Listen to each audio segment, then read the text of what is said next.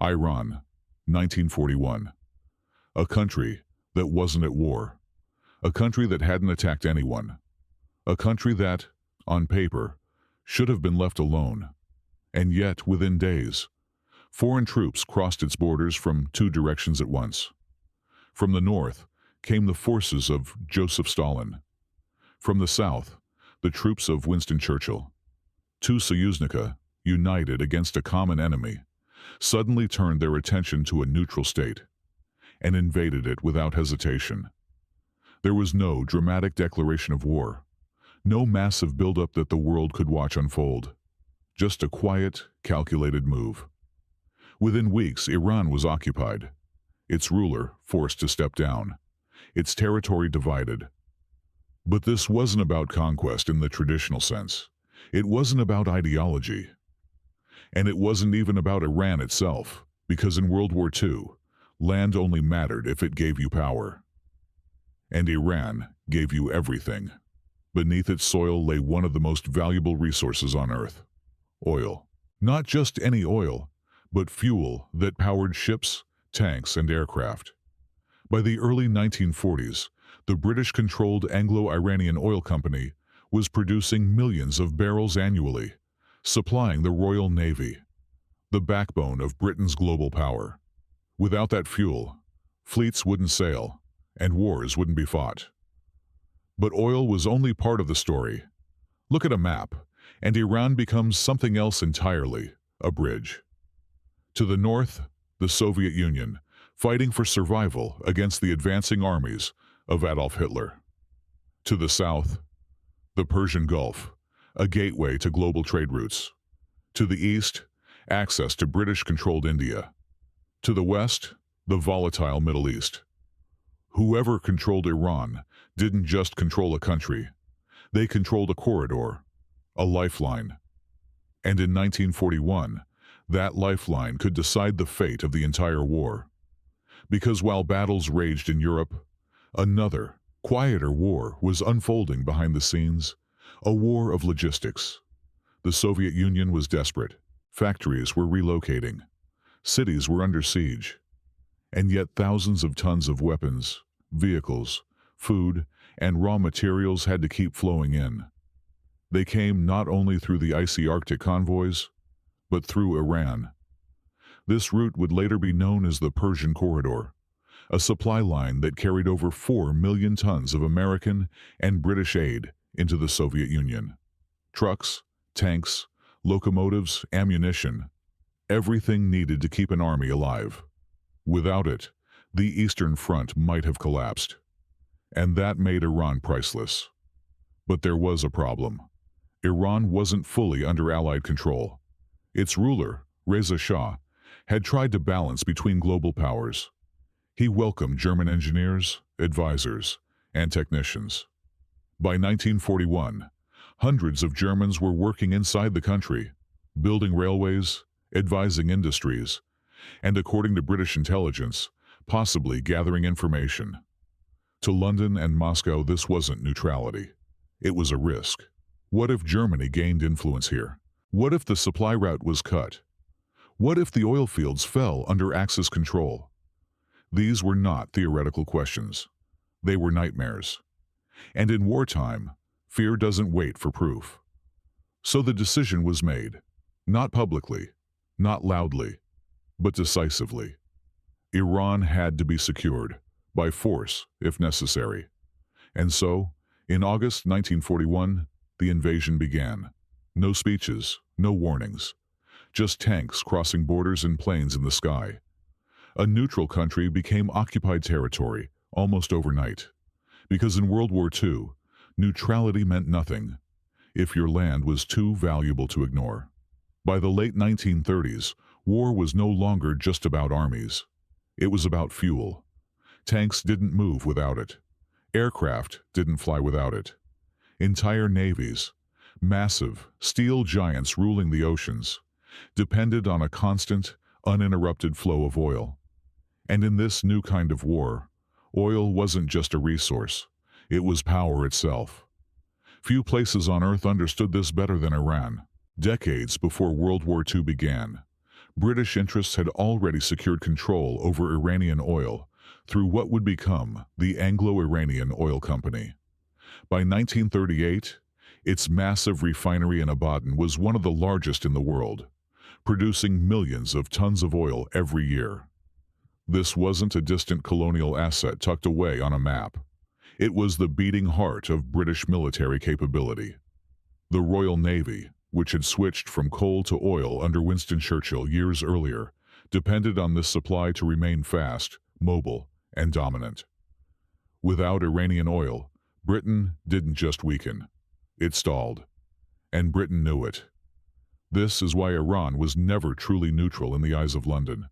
It was too important, too central, too necessary to lose, or even risk losing. Because the moment war broke out in 1939, another terrifying possibility emerged. What if Germany reached it first? Under Adolf Hitler, the German war machine was hungry for resources. Oil was one of its biggest weaknesses. Germany had limited domestic supplies and relied heavily on synthetic fuel production and risky imports. Hitler understood that control over oil fields could shift the balance of power completely. That's why the German pushed toward the Caucasus in 1942, aiming for Soviet oil fields in Baku, became one of the central strategiske Ziele of Wojny. And Iran was right there, just to the south. Even before German troops approached the Soviet Union's southern flank, Berlin had already started building quiet influence inside Iran. By 1941, hundreds of German nationals were working across the country. Engineers, technicians, advisors. Officially, they were there to modernize infrastructure. Unofficially, British intelligence feared something else entirely: a network. Eyes and ears on the ground, potential saboteurs, the early shape of a future takeover.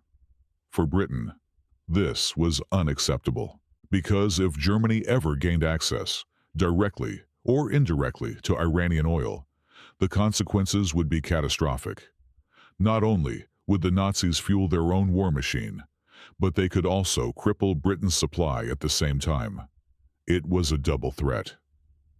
And then there was the refinery at Abadan. This wasn't just another industrial site. It was a strategic jewel.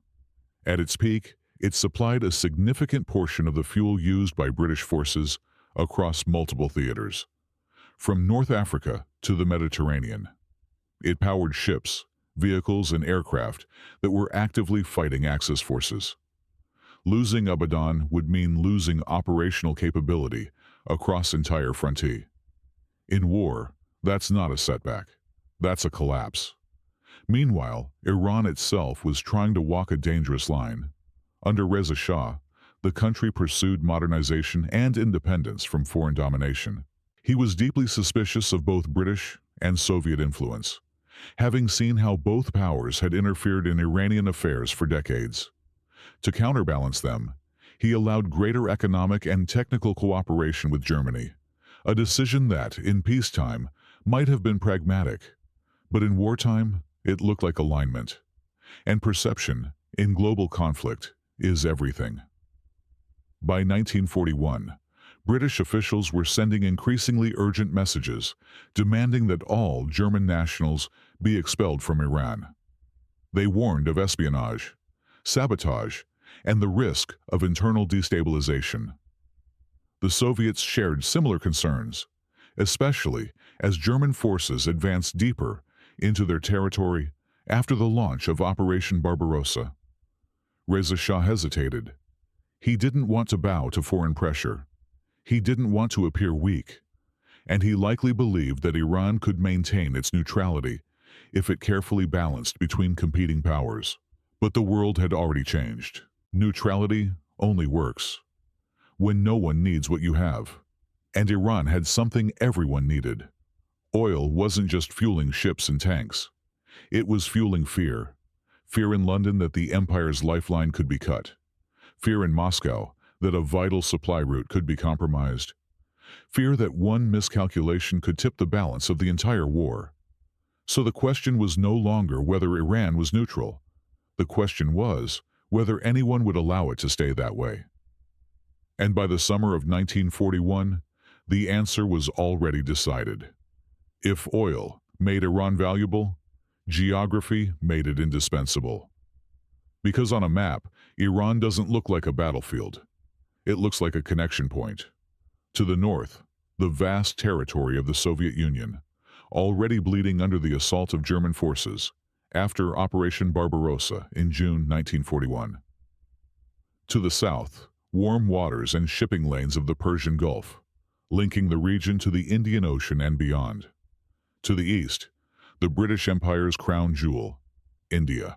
And to the west, Iraq and the fragile balance of power in the Middle East. Iran sat right in the middle of it all, not as a superpower, not as a military giant, but as something far more important, a corridor. In modern warfare, distance kills, not bullets, distance. Armies can't fight if they're cut off from supplies. Tanks are useless without fuel. Soldiers can't hold the line without food, ammunition, and reinforcements. And in 1941, the Soviet Union was facing exactly that problem. German forces were advancing deep into Soviet territory. Entire regions were falling. Railways were destroyed. Industrial centers were being evacuated eastward in a desperate attempt to survive. The front stretched thousands of kilometers, and the Red Army needed constant support just to stay in the fight. This is where Iran became critical. Because there were only a few ways to deliver aid to the Soviet Union from its allies. One route went through the Arctic, dangerous convoys sailing from Britain to northern Soviet ports like Murmansk. But those ships faced constant ugroza from German U-boats, aircraft, and brutal weather. Many never made it. Another route went through the Pacific, but that depended on complex diplomatic conditions and wasn't always reliable. And then there was the southern route, through Iran. Once supplies arrived at ports in the Persian Gulf, they could be transported north, by rail, by truck, by road, directly into Soviet territory. This path avoided the worst of the German naval threat. It was longer, slower, and required massive coordination, but it worked. And more importantly, it could be controlled. This would later become known as the Persian Corridor, one of the most important logistical lifelines of World War II. Between 1941 and 1945, over 4 million tons of Allied aid passed through this route. American Studebaker trucks, British equipment, food supplies, ammunition, even entire locomotives, all moved through Iranian territory to support the Soviet war effort. Without this flow, the Red Army's ability to resist, and eventually push back, would have been severely weakened. Iran wasn't just on the map, it was inside the war machine. But geography creates power and vulnerability. Because if Iran was a corridor for the Allies, it could just as easily become a corridor for their enemies. Imagine the alternative. If Germany gained influence or control over Iran, the entire southern supply route would collapse. Aid to the Soviet Union would be cut or disrupted. Oil resources could be threatened. And perhaps most dangerously, Axis influence could spread deeper into the Middle East, destabilizing British positions in Iraq and beyond. From there, the consequences would ripple outward. The British Empire's access to India could be threatened. Supply lines across the region could fracture, and a new front of the war could open where no one expected it. This is why geography is never neutral. It forces choices. And in 1941, Iran's location made it impossible to ignore. Even more concerning for the Allies was the state of Iran's infrastructure. The country's railway system, including the Trans-Iranian Railway completed in 1938, connected the Persian Gulf to the Caspian Sea. It was an engineering achievement, cutting through mountains and harsh terrain. But in wartime, it became something else, a strategic asset, a ready-made supply line. Whoever controlled it could move massive amounts of cargo across the country with relative efficiency. And that meant whoever controlled Iran could control the flow of war itself, at least in this region. To British and Soviet planners, the conclusion was simple. They didn't need Iran to fight, they needed Iran to function as a bridge, as a pipeline, as a lifeline. And bridges in wartime don't stay unguarded. Because if you lose the bridge, you lose everything connected to it. By mid-1941, the situation was becoming urgent. German forces were pushing deeper into Soviet territory. The need for secure supply routes was no longer theoretical. It was immediate. Every delay, every risk, every uncertainty could cost lives on the front lines.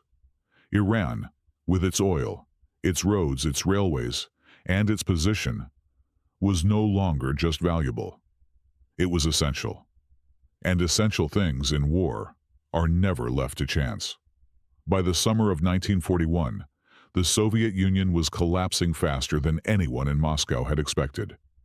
When German forces launched Operation Barbarossa in June, they didn't just attack, they shattered entire frontiers. Within weeks, hundreds of thousands of Soviet soldiers were captured. Entire armies disappeared. Cities fell one after another. The Wehrmacht pushed hundreds of kilometers into Soviet territory, moving toward key objectives with terrifying speed. For Joseph Stalin, the situation was critical. Factories were being dismantled and moved east. Civilians were evacuating. The Red Army was retreating, regrouping, and desperately trying to hold the line. But there was one thing the Soviet Union couldn't relocate, couldn't improvise, and couldn't fight without: supplies. Not just weapons, everything. Trucks, fuel, food, radios, spare parts, industrial materials, even basic clothing. The scale of modern war meant that survival depended not only on soldiers, but on a constant Potok resursive that had to reach the front every single day. And that's where the Allies stepped in. In 1941, through the Lend-Lease program, the United States and Britain began supplying the Soviet Union with massive amounts of aid. It wasn't charity, it was strategy. Keeping the Soviet Union in the fight meant Germany would remain tied down on the Eastern Front. If the USSR fell, Hitler could redirect his full military power elsewhere. And that was a scenario the Allies could not allow. But sending aid to the Soviet Union was a problem, a massive one. The most direct route, across the Atlantic and into northern Soviet ports, was extremely dangerous. Arctic convoys heading toward Murmansk and Arkhangelsk were constantly hunted by German submarines, aircraft, and surface raiders. The weather was brutal. Ice, storms, and freezing temperatures destroyed ships as effectively as enemy attacks. Losses were heavy, and every convoy was a gamble. Another option, through the Pacific, was complicated by Japan's presence and diplomatic constraints. That left one route that was still relatively secure, through Iran. At first, it didn't look like much, just another line on a map. But once Allied planners began to fully utilize it, it transformed into something far more powerful: a logistical artery. Supplies would arrive by sea into ports along the Persian Gulf. From there, they would be unloaded, organized, and sent northward through Iranian territory. Trains carried cargo across the Trans-Iranian Railway. Trucks, thousands of them, moved along dusty roads, climbing mountains, crossing deserts, pushing through heat and mechanical breakdowns. It was slow, it was difficult, but it was reliable. And in war, reliability is everything. Between 1941 and 1945, more than 4 million tons of Allied aid passed through this route. That included over 400,000 trucks, tens of thousands of tons of aviation fuel, food supplies that fed entire divisions, and equipment that kept Soviet industry functioning. American-made Studebaker trucks became especially iconic. Soviet soldiers relied on them to move artillery, transport troops, and maintain mobility across vast distances. In many cases, these vehicles were more reliable than domestically produced alternatives. It wasn't just about weapons, it was about movement. Because an army that can't move can't win. The Persian Corridor didn't just support the Soviet war effort, it transformed it.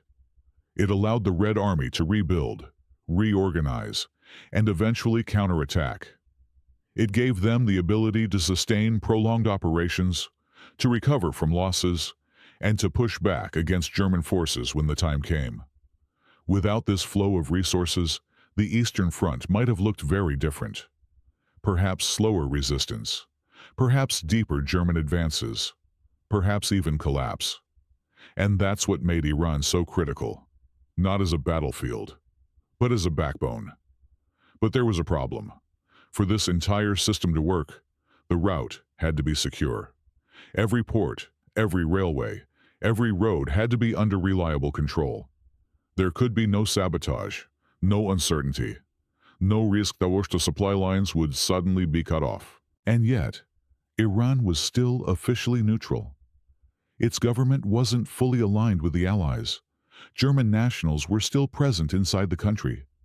Intelligence reports warned that Axis influence could disrupt operations at any moment.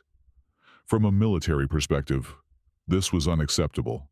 You don't build a lifeline and leave it exposed. So for Britain and the Soviet Union, the logic became unavoidable. If Iran was the route that could help save the Soviet Union, then Iran had to be secured. Not negotiated, not trusted. Secured. And in August 1941, that decision would turn into action. Because when a country becomes the artery of a global war, it stops being neutral. By August 1941, the decision had already been made. There would be no more negotiations, no more warnings, no more waiting. Iran had become too important to leave in uncertainty. At dawn on August 25, 1941, the invasion began. From the north, Soviet forces crossed the border in multiple directions, advancing rapidly into Iranian territory. Mechanized units pushed south, supported by aircraft striking key positions and communication lines. At the same time, from the south, British and Commonwealth forces moved in from Iraq, targeting strategic points near oil fields and ports. It was fast, coordinated, overwhelming. And Iran was not prepared. The Iranian army, though modernized under Reza Shah, was not built to resist two major powers at once. It lacked coordination, experience, and, most importantly, the ability to respond to a multi-front invasion. Within hours, communication lines were disrupted. Within days, resistance began to collapse. This wasn't a prolonged campaign. It was a controlled takeover. Key cities were seized. Airfields were neutralized. Strategic infrastructure, railways, ports, roads, fell into Allied hands almost immediately. Iranian forces, caught between two advancing armies, were quickly overwhelmed or forced to retreat.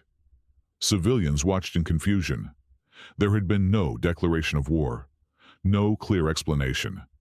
Just foreign troops entering their country, taking control of territory, and issuing orders.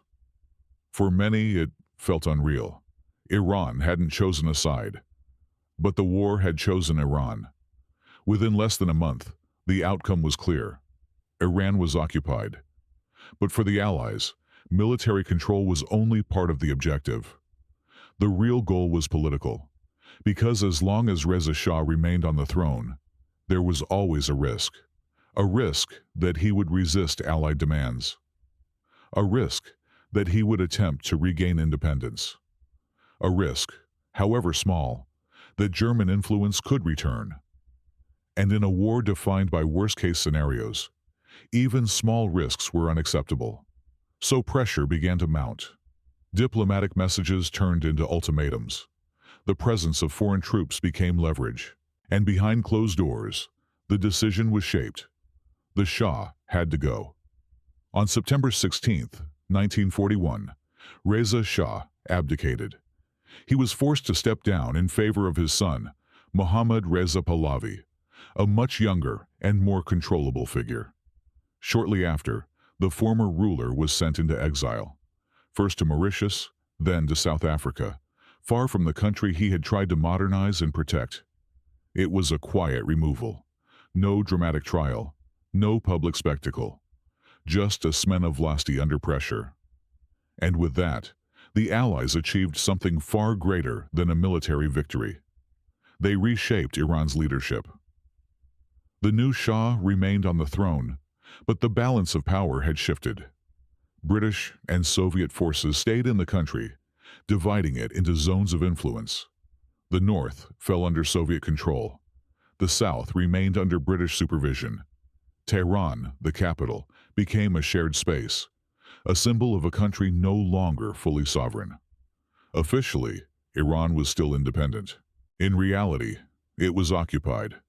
But from the Allied perspective, this was success.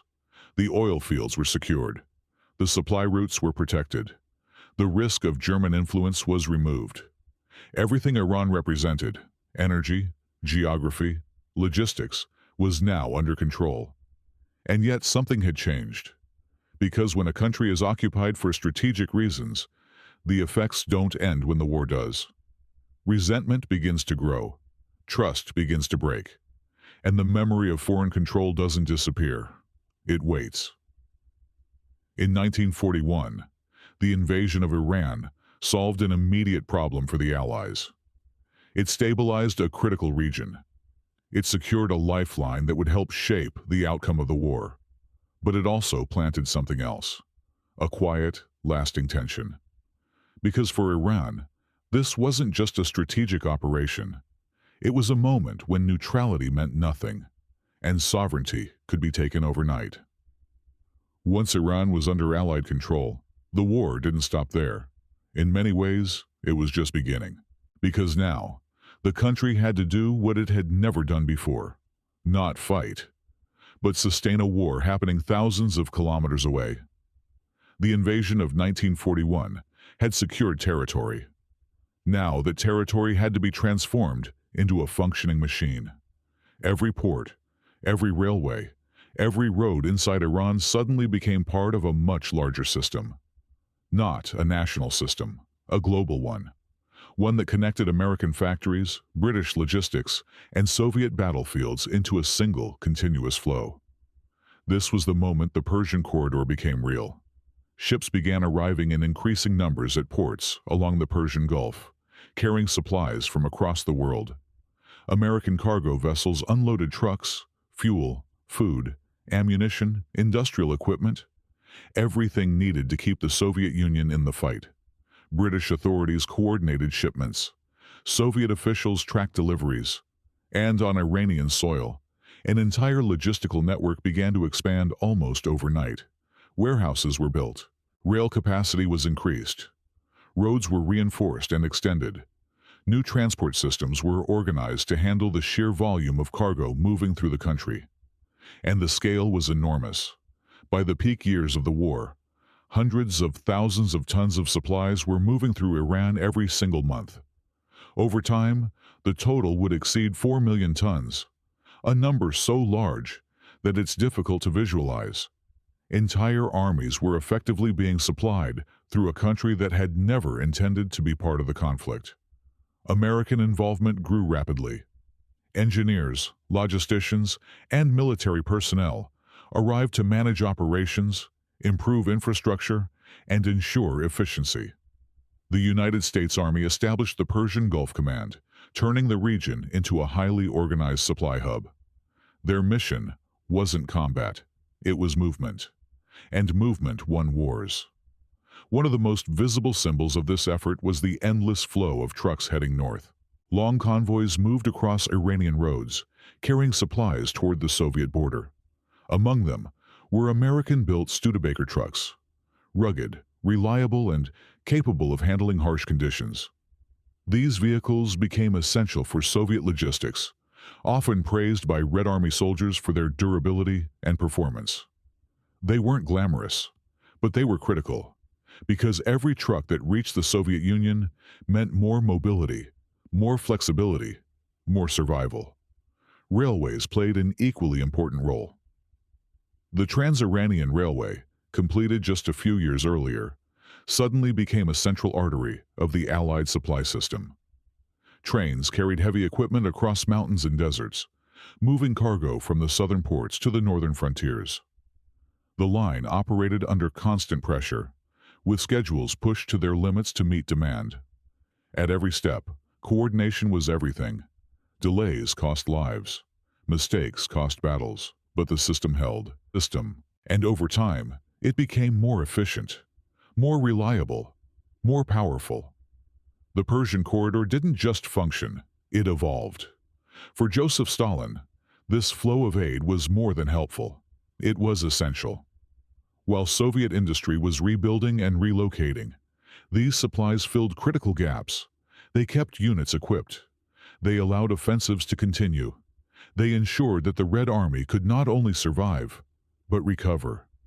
It's impossible to measure exactly how much this contributed to the final outcome of the war. But one thing is certain. Without these supplies, the Soviet Union's path to victory would have been far more difficult and far more uncertain. And all of it depended on one thing: control. Because none of this would have been possible if Iran had remained outside Allied influence, if the country had resisted, if German agents had disrupted operations, if infrastructure had been compromised. The entire system would have collapsed. This is why the invasion of Iran, controversial as it was, became a turning point behind the scenes. Not a battle remembered in textbooks, not a famous front with dramatic victories, but a quiet transformation. A neutral country turned into a logistical engine, a land bridge that carried the weight of an entire war. And yet, for the people of Iran, this transformation came at a cost. Foreign troops remained on their soil. Resources were redirected. Infrastructure served external needs. The country functioned, but not for itself. Because in global conflict, value comes with a price, and Iran was paying it every single day. Still, from the perspective of the Allies, the equation was simple. As long as the corridor remained open, the war could go on. And as long as the war could go on, victory was still possible. By the time the war began to turn in favor of the Allies, Iran was no longer just a corridor, a resource base, or a strategic position. It had become something else entirely, a meeting point of power. In November 1943, as the tide of war slowly shifted, 3 of the most important men in the world arrived in Tehran for a conference that would help shape the final phase of World War II.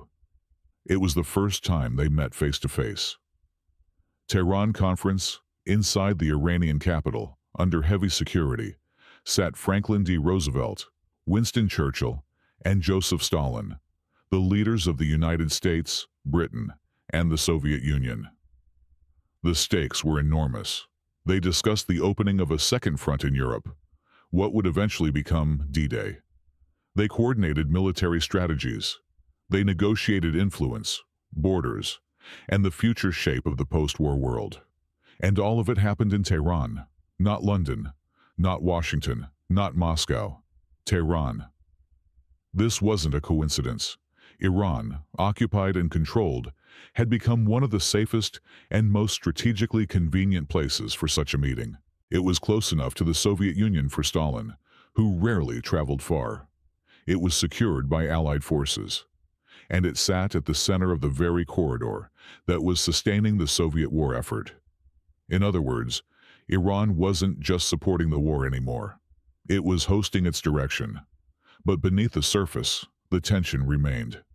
Security during the conference was extreme. Thousands of troops and intelligence agents were deployed throughout the city. There were constant fears of espionage, sabotage, even assassination. Reports later suggested that German intelligence may have planned an operation to eliminate the Allied leaders during the conference.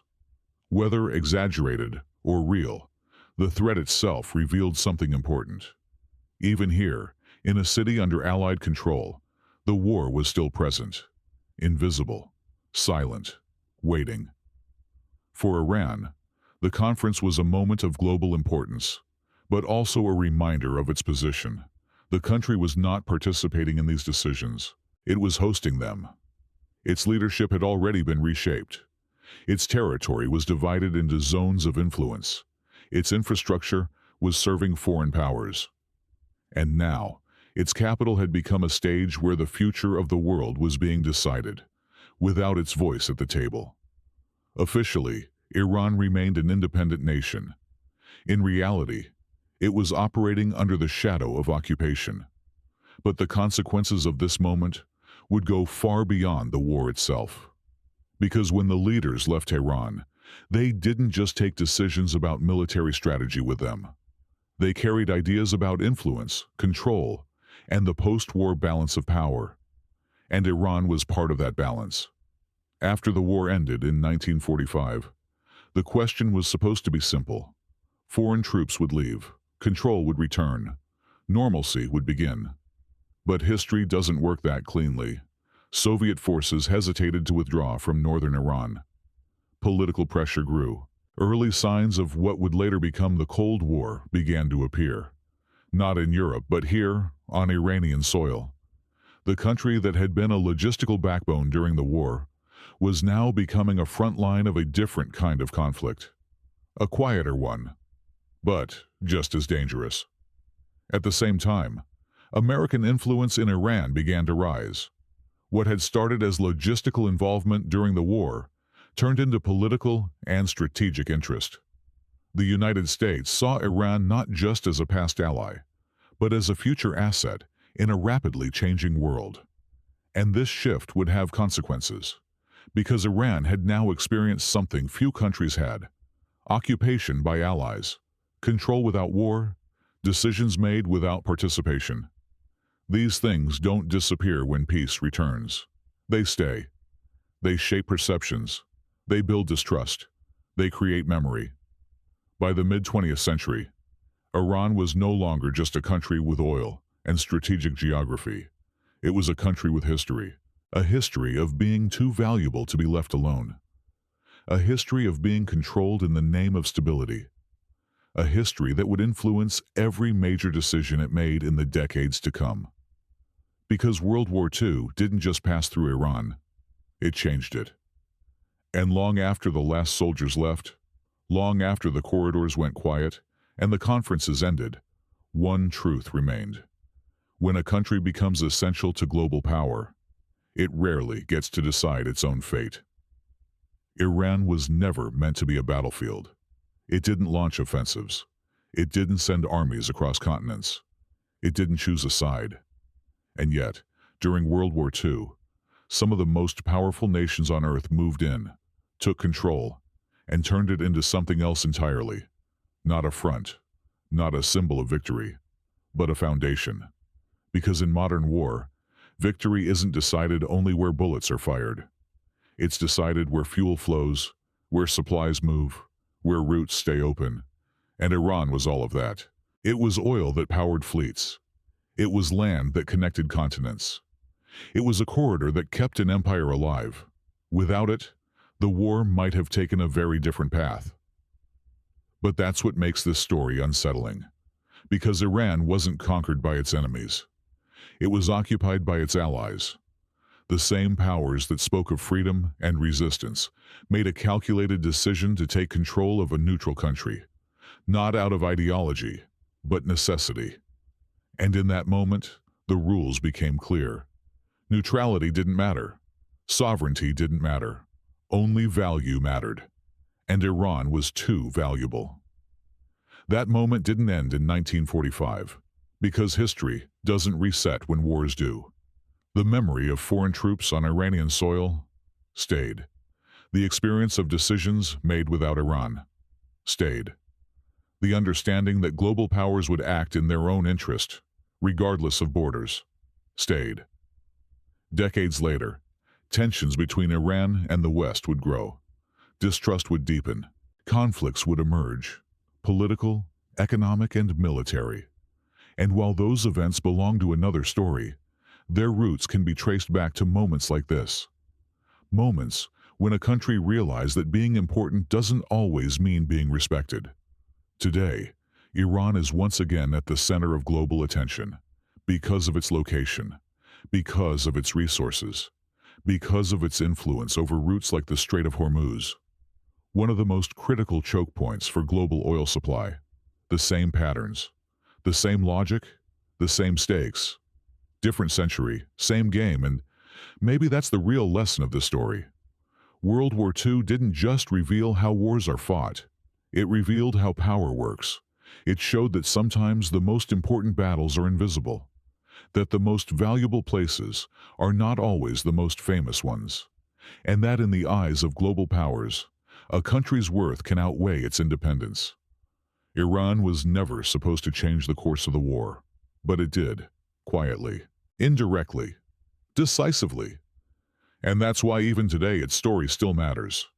Because when history repeats itself, it rarely does it by accident.